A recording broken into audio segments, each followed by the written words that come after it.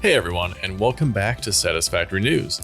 In last week's video, I talked about game design and balancing in Satisfactory, and I had Emmet Burke, the game director, share his own behind-the-scenes perspective about these game design choices. This video is the mostly uncut interview, which is like an hour long. I only used a few key clips in that video, but we talked a lot about other game design and balancing concepts, and even some non-work and non-gaming topics at the end. I'll have chapter markers in the video, so if you care more about a certain topic than another, feel free to skip around to what you want to hear. And enjoy! How about you introduce yourself, what you do for Satisfactory, and a passion outside of work? Yes. Let me see. I am Emmet Burke, and I'm the game director of Satisfactory, which means I am the guy that can bask in the warm glow of affection of the community when things go good, and will be the one who gets lynched if things go bad. So, right? That's my attitude towards 1.2 right now. I'm like, this is either going to be a really good update, or there's going to be a lot of pitchforks and torches coming after me. Let's see. No. It'll be good. No, it's I work as the game director. My background is like technical background. I actually came from a programming background. I was in the AR VR space for a while because I come from Ireland and there wasn't a lot of games industry stuff. There was a lot of like augmented reality and virtual reality startups in like 2015, 16. So that was like, there's a lot of skills transcend those industries. So I worked there for a while before creating my own indie studio and releasing my own game. And then joined a German studio called Clan Games, which was making like a life simulation MMO game. So like Sims, but MMO basically in space. And they have like quite a complex like production system in that too, which was also influenced by Satisfactory. And so I knew Satisfactory inside out. And it's also a game I just genuinely enjoy playing. So when the job for the game director opened up for Satisfactory, now I will highlight again that I'm the third game director that has worked on Satisfactory. We have Ocker, who started it off and was one of the founders. Mark then carried it on from him after he left the studio. And then I took over from Mark in August of 24. So I was there for the launch of 1.0, but that's still very much like the team's project. I'm really the guy who's like 1.1, 1.2, and like anything else we do in the future. And then TLDR and what a game director does is basically like that kind of planning. So like planning what Satisfactory will do in the future, being the one that can kind of like propose the different features, review everything, make sure everything is good and ready for the community. Listen to the community. I work very closely with Mikhail and Jason to get all of the feedback. And I'm also talking directly to people and on Reddit and Discord and everywhere. Like I just came from Total Eclipse's stream, just watching him play. So like just being the guy that's super involved and kind of the level head of where I think we should go next. And I think that's it. And my hobbies are making video games, because in my spare time, I still do that. I have my own like pixel art game that I'm working on too. And like music, if that wasn't super like obvious. Look, let me do the drum spin thing and just like fuck it up. Oh no, I didn't. Nice. Never mind. Beautiful. Yeah. Perfect. That was perfect. That was perfect. Funny enough, my first questions are actually about my first section's about fluid train cars, and I wrote this before anything about 1.2 is announced. Yeah, so it's very appropriate that that's first. I added some additional questions about the truck, not questions about anything that's going to reveal anything, but just sort of some behind the scenes thoughts on stuff. So, do you know why the fluid train car holds so little? It's a common complaint people have. I knew that was going to be a question as well.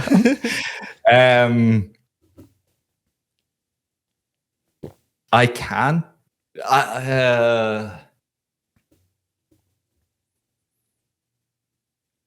I know, like there is a lot. Okay. I don't know exactly why it holds so little.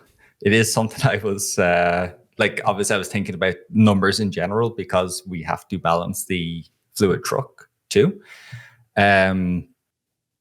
But like, I know there is a logic that the train car the fluid train car should have a lower inventory than the normal one, because the idea is that if you package fluid, like the packager is more relevant then, because if you package fluids, you can carry more of them packaged than you could if they were just like raw, loose. But why the exact numbers are there, I do not know.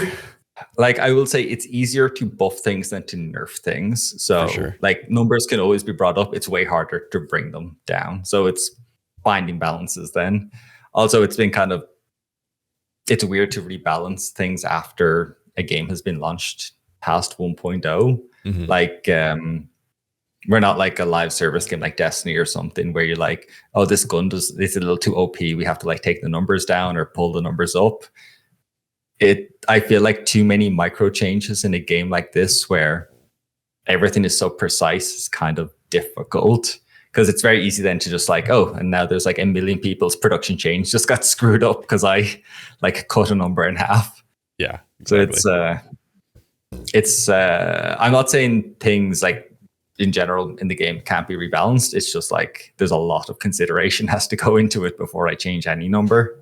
Has there been any discussion around making the fluid train car better? And is the fluid truck a response to that? The fluid truck isn't a response to it. This was a separate thing we decided to do. I would say the fluid truck has brought to light the balancing choices in the train a little bit more, for sure. Like, I'm definitely thinking about that more. But no, the fluid truck is it's separated. I won't give away too much, but it's definitely like a separate choice. Why did it take this long to get fluid trucks when trains have had it the whole time? I don't think it was ever an intended feature even. It's sort of a weird situation where trains, like in terms of logistics, like belts are obviously the most popular, and then trains are the next. Like, they're actually trains are almost an entry point for so many people into this game. Like, there's so many people I talked to who were like, I started playing Satisfactory because I saw you could get trains. The truck they were always more like had like physical inventories. I don't think it was ever a design consideration to add the fluid truck. I could be wrong. Someone who's been here longer than me could be like, no, we thought about this like 8 years ago. But I don't think it was ever specifically on people's mind. It was never like intended for 1.0. I'll say that. The idea has been around in the studio for like at least a year, I would say. But it wasn't like this is cut from 1.0 or something. It's more like a nice to have, I guess. Gotcha. That makes sense. Yeah. Okay, moving on to the next thing, which is the Dimensional Depot. Yes. And again, this is I'm curious. Yeah, I was like, and this is a 1.0 thing, so if you don't know stuff, that's cool. Yeah. So this one's a little bit of a rhetorical question because I already know it's kind of already out there. But what problem does the Dimensional Depot solve? What problem was the Dimensional Depot designed to solve for players? I mean, it's easy access to resources at any time, but not to be able to set up production chains and teleport items essentially across the universe or across Massage. Like, that was the main consideration. Like, it's very easy to fill up your inventory, even though we're relatively generous with slots. And just having that easy access to like, okay, I have to build, like some foundations or something, and I have no, blah blah blah, concrete with me. It's like, yeah, that's essentially it. Just always, you're not really going to get trapped and have to like run all the way back to your base to pick up like a couple of stacks of concrete or something, or iron bars or iron plates. So like, it's that idea, I will say, has been around for a long time, and it just made it in. Like, that was a big, always considered for 1.0 thing, is my understanding. Yeah, I think it was shown off originally in like the original announcement trailer way back in the day in an early form. Yeah, there was. Like it comes basically from the start, almost like the alien building concept. I think was always there. Yeah. So what? I mean, some people have said that even though the Dimensional Depot is awesome, it can feel like cheating. Like it feels like a cheat sometimes. So why not go all the way? Why not let it be part of production lines? Where was the decision to make it a one-way thing and make that stopping point? Because then why would you ever get teleport or portals? Yeah, because that's sort of it, I guess. Like you can also unlock the Dimensional Depot pretty early in the game. Like where portals, you actually do have like production up to like this final reward of like you can now teleport items. Dimensional depots with the right amount of like exploration can be unlocked very early, realistically. Let me even think. Yeah, I can't remember specifically if there's actually even a tier locking out Dimensional Depot right now, or if you can just get it from the start with the right exploration. I think so, yeah. Yeah, because it's in... Pretty sure. I'm actually going yeah, I think you just do the MAM research and you got it. Yeah, right. And I think in that line... I'm going full MAM tree now.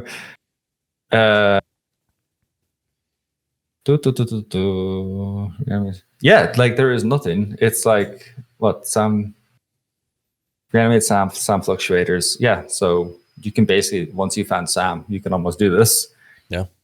So yeah, like then you would basically get teleporting in the game from the start if you spent enough time searching. And when you know where the Sam nodes are, that's pretty easy. So yeah, you have instant teleportation. I mean, at that point, like, why would you even do faster belt speeds? Because you just put the Dimensional Depot right in front of. I mean, yeah, it still doesn't make sense to have faster belts. Yeah, but yeah. To me, it's pretty obvious why you can't output from a depot, but it's a question some people ask. No, it's fair, but it's like you do make like a lot of. I mean, you would make like trucks, tractors, drones, and trains irrelevant straight away. Yeah, exactly. And just like as long as you have the right belt speed, it's So another design knob that has sort of been turned around the Dimensional Depot is that it's built with a limited quantity item. You cannot make as many Dimensional Depots as you want. Was there a reason for that and a reason for the specific number that was chosen? I don't think there's a specific reason for the number, but again, it's like it's such an overpowered the building that I think this is why it is tied to like a limited resource. Now that said, it's a limited resource, but you can always dismantle and get that resource back. It's not spent, so you can make choices on how you want to use that. But there should still be enough available to make a Dimensional Depot for every part you would want to make in the game, realistically. Yeah. And the Dimensional Depot also does have like limited stack sizes, so there's only so much you would be able to put in it.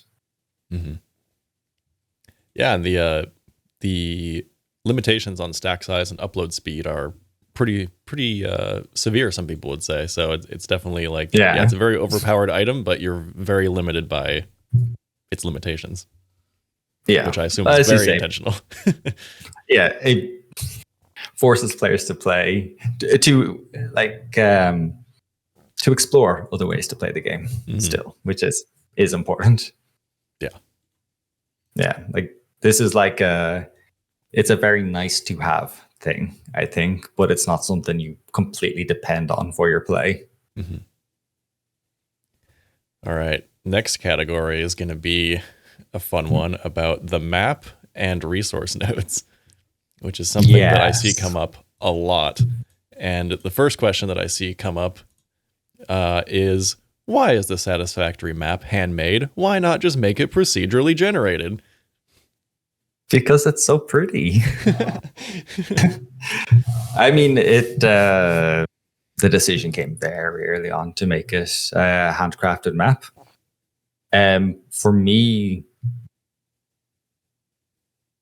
I don't know. It's like procedural could work, but you don't get the customized beauty and interesting points that you would from the handcrafted map. Like everything is so intentional and smart. There's so many like hidden caves and secrets and stuff. I think procedural works well in a lot of games, but Satisfactory has so many just like incredible vistas and things, just like absolute perfect beauty spots. Yeah, I think that was more like the intention at the start anyway. Like I think obviously procedural could work in some version of Satisfactory, but it would be, the world would feel more muted than it does right now. Mm-hmm. Like this is very intentional. Like this is artistically, there's a lot of artistic choices in like the both like the level design and the art for each biome, and then I can't use words right now. Interesting. The set dressing. Sorry, that's the word I'm trying to find. So yeah, makes sense. And all the resource nodes are also hand placed and presumably placed in a way that is based on some level design decisions. So kind of high level, what is the reason for that other than just making them totally randomized like some people are asking for? At the moment, like the choice is like there's very clear progression. Like say if you start in grass fields, you will start inevitably beside iron and copper and limestone. So like to set up your hub and get through the onboarding and deal with like anything in tier 1, you're immediately set up for that. Then when you unlock the coal generators, you're kind of encouraged like, okay, I need to move a little bit further in order to get coal. And then when you start to look for like crude oil and stuff, you have to move even further. And it's essentially that like we start you off in a very small like sphere or circle, and then we widen it and we widen it. Like as you progress through the tiers, your world should start to open up more and more, and then you end up in like tiers 7, 8, 9. And you're like, okay, I have to, like, there is so much I need to do. I need to create like this enormous, very specific factory. And then you end up on like, specifically looking around the map, like, okay, where is like the best concentration of certain resources that might help me do this thing? So yeah, I mean, that's how I played. So it's pretty important. I would maybe play. Yeah. I mean, it could play, like, I think people play in a variety of different ways now. Mm-hmm. But like that's like the intended experience anyway, and then people will learn to optimize it or do different things anyway. Mm-hmm. Like a lot of people I know will straight up just go and explore and just gather as many resources as they can as early as they can, and then just start pushing through the different tiers of the MAM tree just based off the stuff you find in the world. Mm-hmm. Well, that kind of flows smoothly into my next question, which was actually sort of related to some of the talk that's been happening lately about how you guys are considering doing like alternate game modes in the future. Mm-hmm. Obviously, there's a lot of people that want randomized nodes. Is that something that would fit naturally into a alternate game mode, or does randomized nodes go too much against the vision and goals of the game to make that really much of a possibility?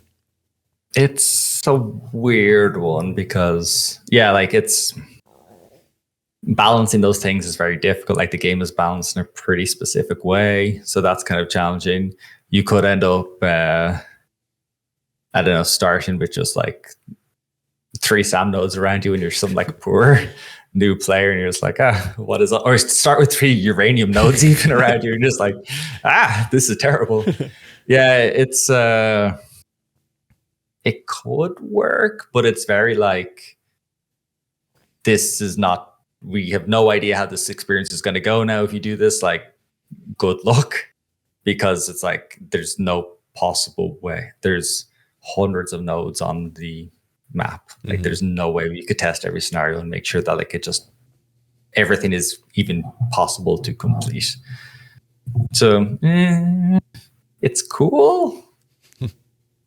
It's a big design challenge, though, I'll say. Yeah. And then this is more of a just kind of general vibes rather than a specific question, but talk a little bit about the balance of exploration in the game versus the factory and automation aspect, and how you sort of modulate the desire to do both those things. Being honest, it's kind of let me see.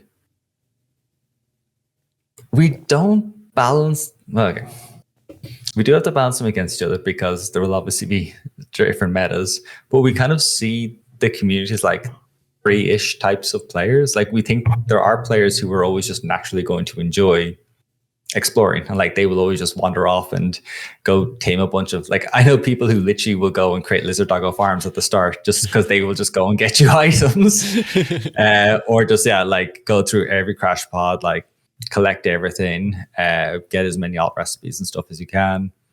We know the people who are just like absolutely obsessed with the factory building and optimization, and then there's the people who do the insane architecture, like what we see on Reddit a lot, or like the coffee cup studio guys who did the corporate ladder, which is amazing as well. Yeah, very familiar, very familiar with that. Yeah. Have you completed it? Or how have you been doing? Have you tried it? No, I tried it a little bit. They invited me to like some early access stuff, but I was pretty bad at it. But I sponsored one of the grand prizes, which was just won the other day. So nice. It was pretty cool. Ferrari? Wait, was it Ferraris? Yeah. Or nice. Oh man, I'm getting a factory cart. Nice. I was in a Discord with them, like in a chat with them a couple of days ago, like as we were watching Ferrari do it. Like, it was so tense, but it was incredible. Like, it was so good. But I'm also terrible at it. Oh like, yeah, me too. I think I'm gonna try it on the weekend again, but like I couldn't even get as far as Mikhail and Jason did on Twitch. I was really? oh wow, like I am not good, it turns out. So I need to practice. Yeah. But it's awesome. It's crazy what people do. Like, there is balancing. There is still we still don't want items that you can just find in the game to be too OP that you can rush too much. But inevitably, if people do explore a lot, they can get pretty far. Like, I think there is even... Was there no automation? No. There's been a couple of interesting runs. Like, there was one run that was pure no automation,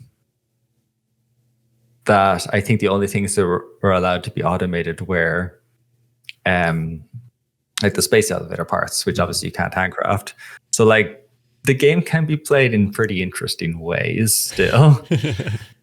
Like, there's enough there that can get you so far that you can obviously complete the game with the right handcrafting. Yeah. All right, great. All right, next up is the ever controversial blueprint designer. Why these sizes for the blueprint designer? How much thought went into that? There was some thought for sure. And we had, it's the same school of thought, I think, where like you could make them bigger and bigger. Like, it's relatively easy to make the blueprint designer larger, honestly. But it's like you then start to remove any restrictions you're putting on yourself, and that's a very different experience. Like, it's you're almost removing the fun from yourself, like the challenge, because like that's what Satisfactory is. Like, it still is. We can't do the amount of quality of life that we're just going to remove every challenge in the game. Like, we still want there to be clear progression. Like, we want to alleviate some of the issues here and there, but we don't want to like design the fun out of our own game. And I think that's where like that kind of like blueprint designer choices come from, like where we could make bigger and bigger versions, but then people would be making one factory ever and then copying and pasted everywhere. And it's like, yeah, you've now just completed the game in 20 hours instead of 120. Like, whoops. Yeah, so I could be corrected on that, but that's like my understanding is still like you still do need some level of restriction. And yeah, that's what I think it is. Yeah, that makes sense. So you started off with the Mark 1, and then there was a Mark 2. But there's also a Mark 3, which kind of struck me as a surprise when I saw it. Was like, why? I guess maybe this is an expansion on the other one, but I kind of expected that the Mark 2 would be the stopping point. So what made you guys go to a Mark 3? That is a Mark answer, honestly. I specifically remember Bits talking about, like, this was a stream before anything was released, and he was speculating that there could be a Mark 3, and his logic was that the quantum encoder would have to fit into it. Yeah. And we were all like, internally, we're like, he's right that there will be a Mark 3, but he's wrong about the quantum encoder part. Yeah. So we were like, he's on the right track. But so my last question was going to be, there's some buildings that don't fit in the blueprint designer, or you're at least to the point that you can't do anything with them. So how did that factor into your decision on the size to make the blueprint designers? Again, it's I didn't make that specific decision, so we'll defer that one. But I will say that, how often would you use the blueprint designer with a quantum encoder? Realistically, like, it's I understand. Whoop, I muted myself. I understand the logic behind it, where like the blueprint designer really shines with like creating roads or creating like manifold setups, like these type of more intricate designs. Usually for like particle accelerators or quantum encoders, you probably aren't going to throw a bunch of them in a blueprint designer. Most likely you would create something that would hook onto them, like some sort of manifold system, and you would just attach it directly. Makes sense. And yet here we are having a weirdly high number of people trying to do just that and put these things in blueprints. Is that actually requested regularly, the quantum encoder? And I don't know exactly how much of a request it is, but I do see people, asking, why can't these bigger buildings fit in there? Like, I want to use them, but there's always going to be somebody trying to do something crazy. Yeah, I mean, if it's coming up regularly on like Reddit or something, I'll take a look at it. It's probably we do read the feedback, of course. Oh, yeah. It's probably not the number one request, but I've seen it around. Yeah. Okay, and then my final section is sort of about overall, I guess, like pacing of the game and things like that. Satisfactory seems to kind of have something for everybody. As far as you know, was that intentional, or was there a much more narrow focus on who this game was for at one point?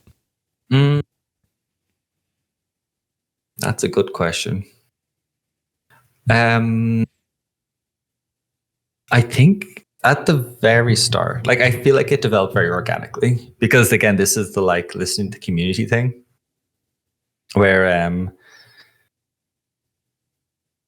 it did start like the team that very originally put this together, like the original founders.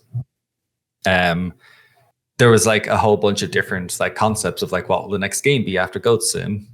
And this was a couple of like the team came together and they started working on this factory simulation game. And like the people started to find like there's a lot of satisfaction in, that was not meant to be a pun, I'm sorry, but there's a lot of satisfaction in just like this, like connecting your like production buildings to like your miners and just getting like these ratios like really nice. And I know it did start at that, like it was meant to focus in on the like the factory. I think the rest came pretty organically. Like that's kind of the way Coffee Stain works. Like they do what feels most fun and what feels nicest for a game. And you really see that shine through in a game like this, where they're like, yeah, but like an open world is really pretty. And like they had some really good artists and good level design. Like, oh, like we can do some really cool things here with the world as well. And then like with when a lot of like build pieces got added, it was like, we can see the communities making some pretty interesting things.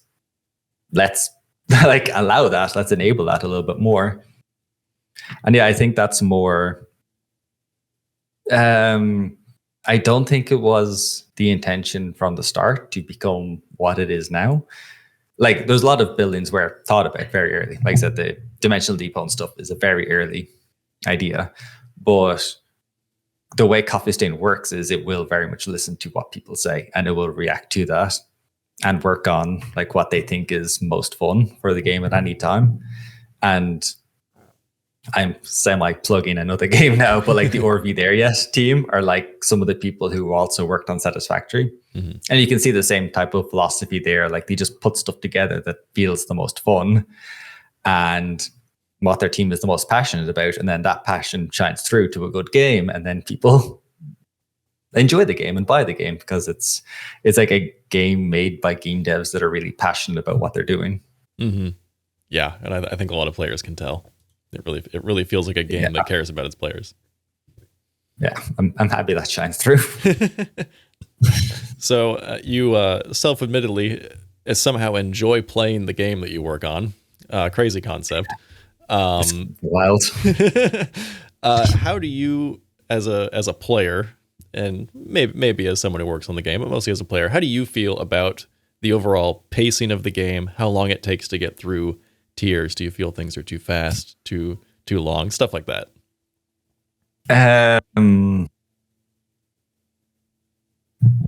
The game only becomes hard when you hit tier 7. And then you're just like, really? Like I remember my first time getting there, I was like, oh dear God. But at the same time, I don't know. I actually think tier 7 and 8, like getting through phase 4, I think is the biggest challenge. I think by the time you're at phase 5, you generally have enough infrastructure in place that, like, I can remember completing the game with Burke, one of our designers. We did phase 5 together, like August last year. And at that point, like there were certain smaller factors we had to set up, but a lot of it was just like rerouting things that had been used previously. Like we already had all of the infrastructure. We just now needed to point it in the right direction. Like I think we completed phase 5 in a week together, but phase 4, that's the time when we hope you're really invested in the factory making because you're about to do a lot of it. Like you liked making computers, well now you got to do that like 3 times. Yeah. And do you think that that sort of pacing now is something that the team is happy with? Like, are we good with how the game feels in that regard now? Or is that something that's still maybe something people are considering? No, I think we're happy with the pacing, but I'm curious what people think about this, honestly. Like, I'm actually happy with it. Like the way, because Satisfactory is also sort of a cozy game. Like there's no pressure that like you have to do these things now.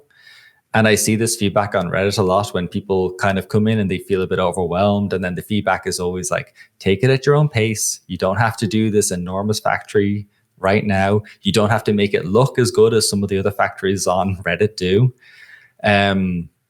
Like you take it at your own pace, but you also decide what projects you want to work on at what time. Like if you're intimidated by the idea of doing a supercomputer factory now, just go and explore for a little while, or go set up, like do some like small power infrastructure things, or do like look at the MAM tree, look at what you haven't unlocked, and like do a push there.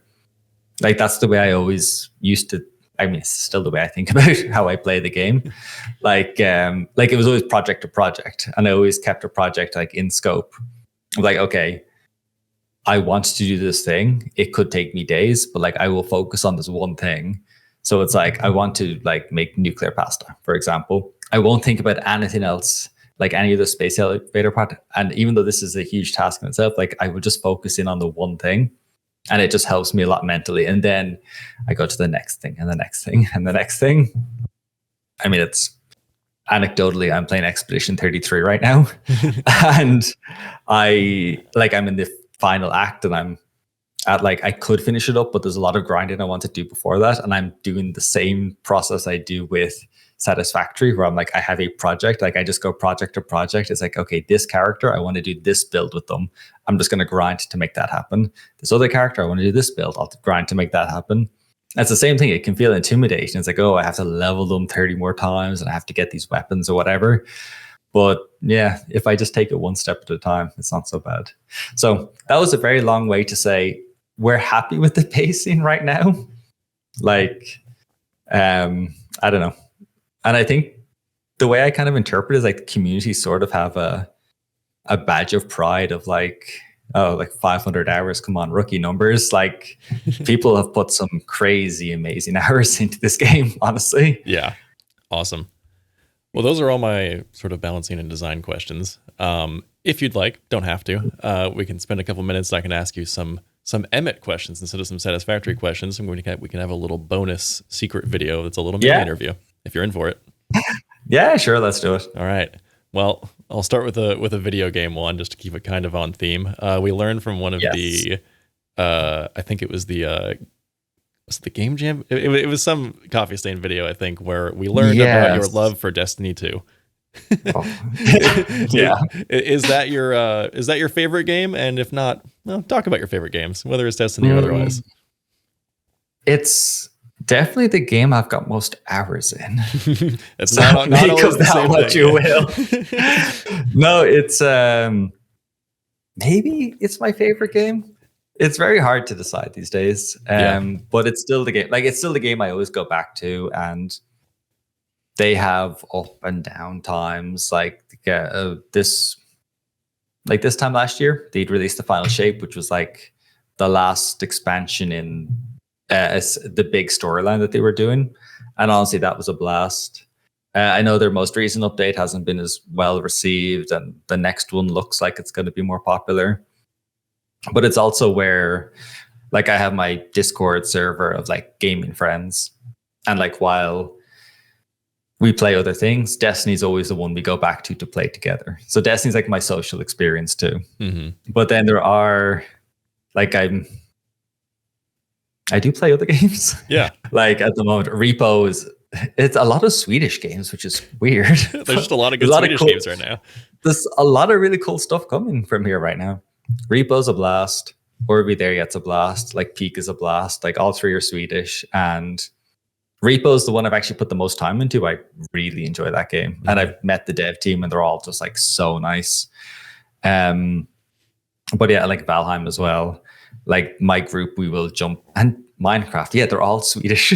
But my group will kind of jump between those. For like single player experiences, I know this is like almost a cliche at this point, but I do love Expedition 33. It's like the first single player game that's brought me back to the feeling of when I played Bioshock 1, 2, and Infinite, which are like my favorite trilogy of games. Like Bioshock 1 and Infinite are like two of my favorite games ever. And yeah, I don't know, like Expeditions kind of brought me back to just really enjoying a good single player campaign again, like with a really interesting storyline. Besides that, shout out to Digimon Time Stranger. New Digimon game released this year. First time there's been a Digimon game in like 7 years or something, and it's been a blast. Yeah, that's what and Slay the Spire. Love Slay the Spire. Mm-hmm, mm-hmm. Okay, that's what I got. That's what I got. Love it. All right, let's talk about music, because as we can see from your background, you clearly enjoy making music. But let's start with what you listen to. What kind of music do you usually listen to? Oh man, let me open my Spotify. Let's see. Genre or bands? Yes. Yes. This is where it gets weird. Like, got my drumstick. I have listened to so much J-rock this year. Like, this is the first year I went to Japan as well. And Mikhail loves Japan and has been such a bad influence on me. Like, he sent me so many cool songs. So, like, this has been my J-rock year. Mm-hmm. But, like, more normally, like, before this, like, Porter Robinson is a blast. I'm a big Red Hot Chili Peppers fan. Like, I grew up with them, and that, like, inspired a lot of my guitar playing and stuff. So, yeah, I would go back to them quite a bit. Yeah, and then it's like a lot of like mid 2000s punk rock and stuff. But it's also like whatever takes my fancy at any time. Mm-hmm. I started listening to Death Cab for Cutie a lot in the last like week, which is like they were always a good band. Yeah, big fan of them. Yeah, so it can be a little bit like arbitrary. I will have. Let me see. Like I'm looking here, like almost everything is just like mid 2000s. I swear I have other music. I mean, I was listening to a lot of like Studio Ghibli soundtrack stuff recently, and like the Journey soundtrack by Austin Wintory. Like it can be kind of whatever mood I'm in. Yeah. But like it's easiest just say Red Hot Chili Peppers are my favorite band, I think. Nice. Can't go wrong there. And as a fellow person in their 30s, I understand the the mid 2000s punk rock. right. There's there no with good music anymore. Yeah. No. Yeah, it's like that was a particular vibe, and yeah, I like some of the like the 90s stuff in the early, like the mid 2000s is just a blast. Mm-hmm. I was in Japan. I did so much karaoke, just going through these types of songs. Yep. So what do you usually? Okay. First question: do you like write and record your own music? Yes, but I'm going to do more of it. Ooh. Like, I just was meant to. Damn it! I forgot it. Actually, left in the office. Yeah, I have. This is not meant to be a plug. Sure. Like I have two things on Spotify, but they're not. I wouldn't recommend people to say go listen to them. Like one is a soundtrack for the game I made at my indie studio called Aqua Mariner, which is my first time trying music production. So like I've played music, like live music for years, but I've never really done the recording part of it. So that was like a whole new skill set I had to learn. So like I did like a relatively simple soundtrack, and then I did like a little lo-fi album, like 7 songs this year. What? Oh man, that was earlier this year. This has been a busy year. Yeah. But like, yeah, like holy, but like those 2 released on Spotify. But like I want to work with singing a bit more, like try sing live, but I have no idea if I can. I have to figure that out. I have not done everything I have written has been like using MIDI keyboards and stuff and just purely like digital production. So I was actually talking to our audio guy, Sasha, this week about like, how do I like actually properly mic up my amps and how do I like record there, and kind of going to do some experiments with that. So I will do more. But yeah, have to figure it out. I also did a bunch of like, man, you're actually reminding me of so much stuff. Like like sometime earlier this year, I think I threw them on YouTube somewhere. I did a bunch of like orchestral covers of like anime songs. Oh my god. Yeah, like the Freer and opening song, or like the Jujutsu Kaisen opening song. I did like orchestra covers of them just because I think it's because I was listening to Austin Wintory. Like I was listening to the Journey soundtrack and I was like, yeah, this is cool. What if this was like an anime song? That's awesome. Yeah. So that's interesting. Despite the guitars in the background, that's not the kind of music you'd tend to record.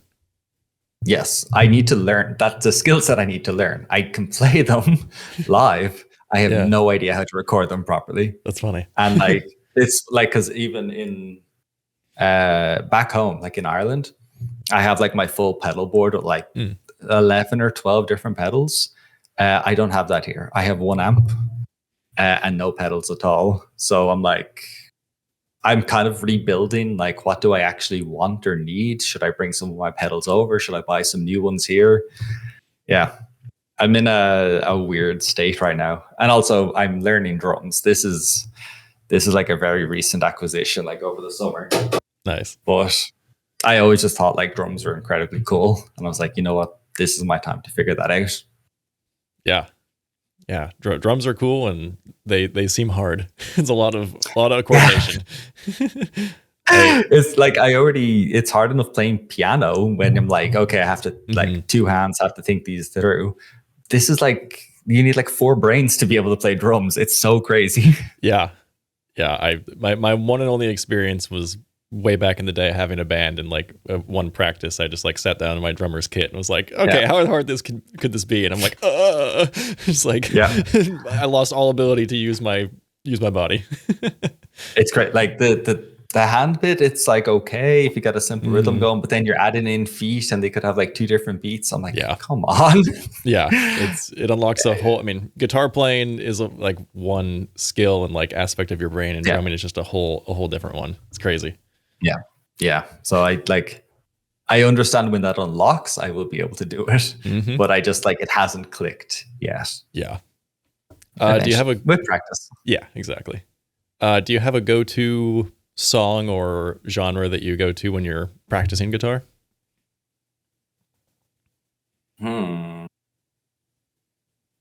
That's a good question. Not so much. My favorite guitarists are John Frusciante, obviously of Red Hot Chili Peppers, and Jimi Hendrix. So I'll kind of swap between the two. But then there's like some weird stuff. There's a Japanese guitarist called the Chicanito who does a lot of like finger tapping stuff as well. It's like it's so incredible. He's insane. And like I will like never gonna get to that level. Completely comfortable with that. Yeah. But like I'll go on a like he's got like a YouTube video that's like, you know, the 10 stages of like his play. And like I will kind of work through those stages and see like how far can I actually copy and get using like the like whatever rhythm he's doing. So it depends what I want to try to work on at any time. Sometimes I might go a little bit more down a rock kind of thing or play like a Muse song because it's just something weird and different. Yeah, 100%. Oh, it's good to have a variety. Or if I'm singing, I'll do like Nirvana or Oasis. I feel like those are relatively easy things to play at the same time as trying to sing. Right. Nice. Okay, well, you mentioned that you went to Japan recently. How was that? What were the highlights? Food. Yeah. The food is incredible. I was in there was a couple of moments. The food was amazing. I went to Sapporo to see one of my friends who was like one of my like video game online friends from Discord, and this was our first time meeting in person. We went to do karaoke, of course. But like when I landed in Sapporo, it started to snow. Like the moment I got there, I had a nice ramen. I walked out and I just like it was just snow, and I was like, this is like fairy tale. Like this is amazing. So that's like a definite highlight. I ended up in, let me see what else happened. I ended up in a couple of bars and got home kind of late on Halloween and met a hell of a lot of different people. He could have been talking shit, but seemingly I met Samuel L. Jackson's agent in a bar at like 2 a.m. in Tokyo, in Shinjuku.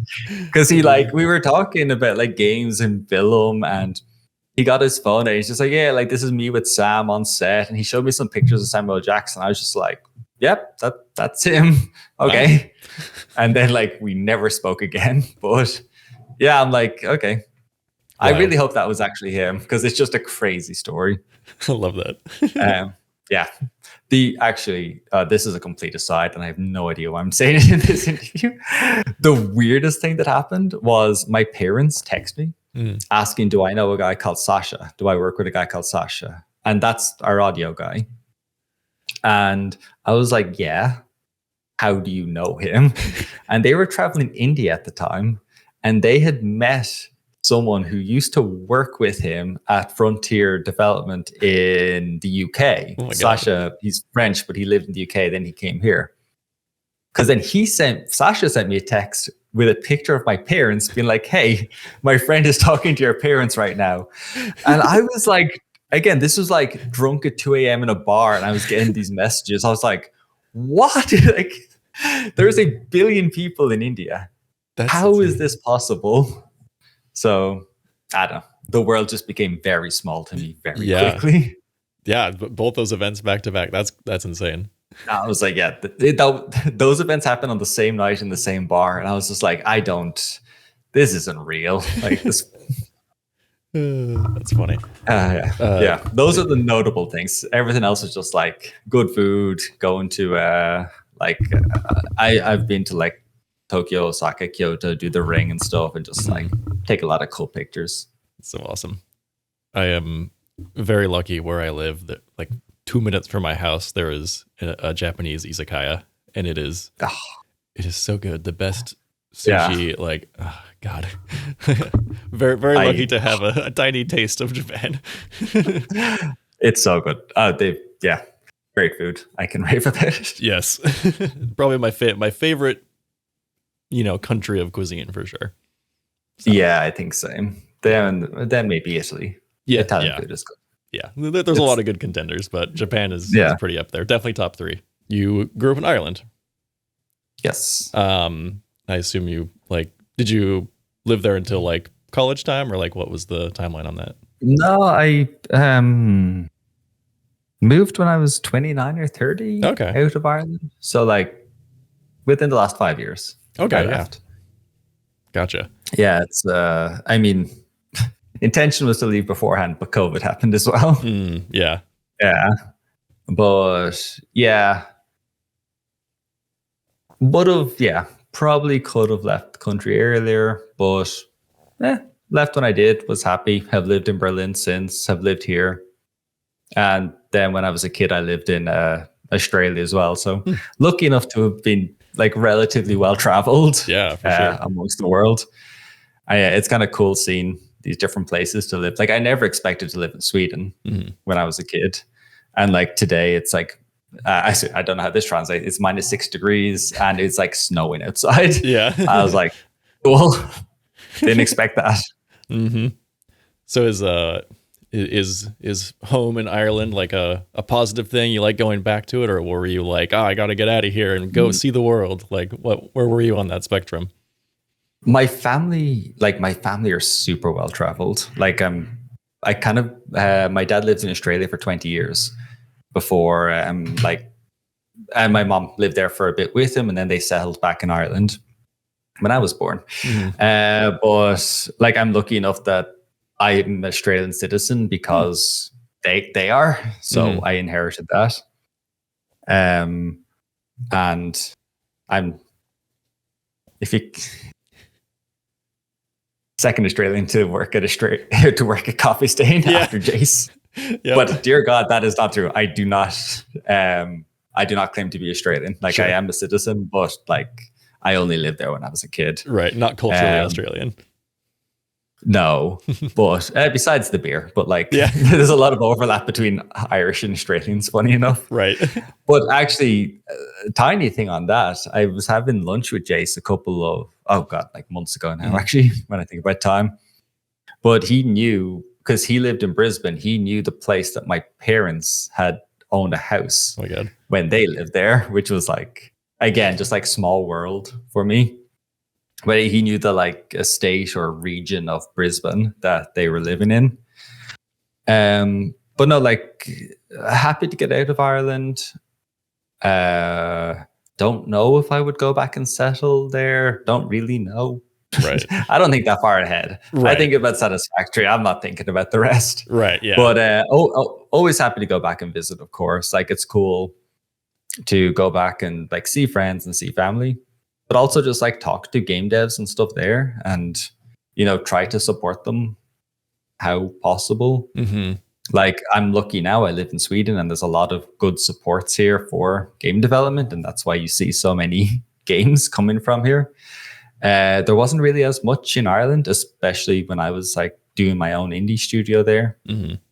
I think it's good to push like, hey, this is a good field to work in. And Irish people are very creative. We can do well here if we, if there is like the proper funding for different university courses or, whatever, different startups, incubation things.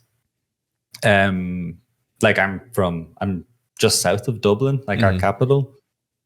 And I think I have one of the more neutral Irish accents. Right. Until I start drinking, then it gets all until I start drinking or I talk to other Irish people and then it goes crazy. No, that's always how it is, right? I remember a work party in Germany with some old colleagues, and my old boss was Scottish. And our QA director was Scottish. So it was the pair of us, or the three of us together. And there was like 7 other people with us. But I remember being told the next day when the 3 of you sat together, you started speaking so quickly, no one else could understand you. Yeah. We were like, yeah. I love that. I love that. Yeah. So how do you feel about Ireland's gaming mascot, Jacksepticeye? Jack is great. I mean, I'll be honest, I haven't watched a lot of his stuff recently, but I say I grew up watching, like we're like the same age or something. Right. Yeah, I think so. But yeah. No, I always enjoyed like his content though when I was first getting into like gaming on YouTube and then later like Twitch and stuff. Like it's he does it well. Like the top of the morning to you thing. Yeah. Like, it was always like really fun. Yeah. Awesome. No. Yeah, man, I should watch his stuff again. I should see what he's doing. He's kind But of. this is the.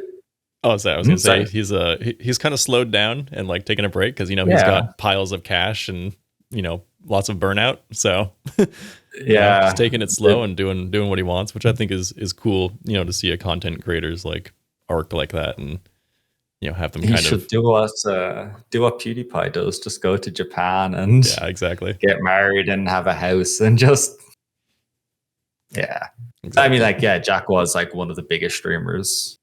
Like he was there very early, and it is also. I can't speak. I'm not a streamer, but like I assume that like regular content creation over so many years is probably quite exhausting. Yeah, I mean, back in those days, it was like, all right, I have to put out 2 videos a day. It's like that's gonna tire you out real quick. Not to mention all the other stress of being a public figure and whatnot. Yeah, like I've thought of, not that a lot of people probably watch, but I have like thought about streaming before. Like I was like, oh, this is cool. But it's also like such a crazy commitment. Like I really admire people who can do like 4 or 5 hour sessions, like 3 or 4 times a week. Like it's a lot. For sure. Well, it's also a lot of fun when you're not, burning yourself out. So if you if you do take it seriously, like, have a good time and hope it works out.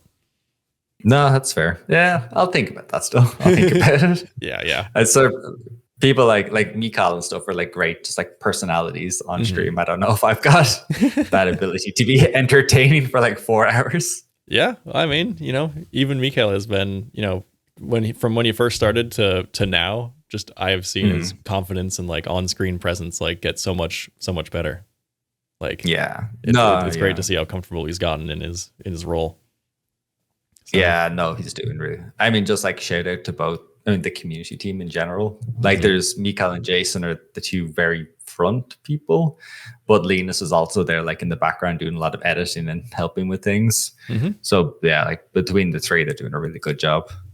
And shout out to the Jason sound video as well, because I loved that so much. I think I watched it 3 or 4 times internally before it even went live on YouTube. I was like, this is great.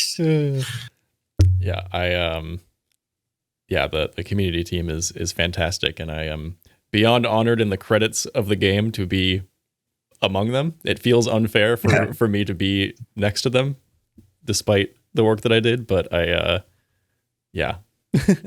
guys are awesome. And so are you. When I just sometimes I have flashbacks to the I forget if it was update 7, I think. Like Snut and Jace like filmed a shitload of stuff for the like launch video, and they were super busy, and they were like, "Hey, Mason, here you go, make this into a video." And then there was a part. It was the one with the blueprint designer, and like at the end, there's like 20 clones of them that I had to composite into like one scene, and it's just it was a lot. Yeah, but no, I get it. Those are the good times. Yeah, I mean, like Jason and Stu are also fantastic. Yeah, I think Jace is also in Japan right now. He is, but we were there at the same time. But we were talking, but we were just in different cities, so we're like, okay, we probably can't meet up this time. But someday. Yeah. There's something has to be studied with Satisfactory devs and wanting to go to Japan. There's something there. I think like half of the dev team has been there. Maybe like it legit. Maybe it's just we're all on Instagram and we're just sending each other reels, and it's just like we all just see the same Japan reels. And we're like, okay, I guess we have to do this trip. Or maybe it's just Mikal is a bad influence on us all. Definitely. Because he used to live there. Right. All right. Well, final thematic question to cap off the interview. Yes. Favorite anime and why? Oh, God. I thought you were going to have an easy question. No, of course not.